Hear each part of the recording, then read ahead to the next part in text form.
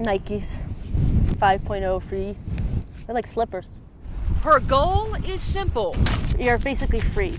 You're out there in the fresh air, you know, getting sun and you're just free.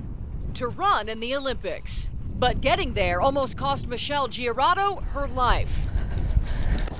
In a city based on luck, Michelle never thought she'd be taking a chance on her daily run. But the day after Christmas, as Michelle set out to train, someone began following her at 8 o'clock in the morning.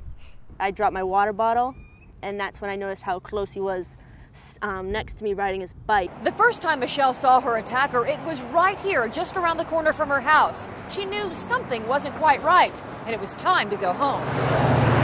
But she never made it. She was just a few houses away from being safe in her own neighborhood. That's when a young man on his bike rammed into her legs, and she fell right here on the sidewalk.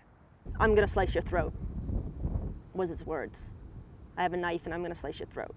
Michelle was convinced her attacker would kill her, but she used her legs that had become so strong in training to knee him in the groin. Then she sprinted to her home and lay in shock on her bed. Surprisingly, her first thought, call work and tell them she'd be late. Then she called police. I was scared whenever I would hear a little noise. I didn't want to go outside of the house.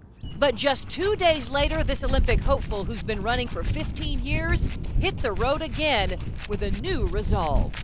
Yeah, you have to keep going. You can't let the things like this stop you, because if you let it stop you, then you're letting him win.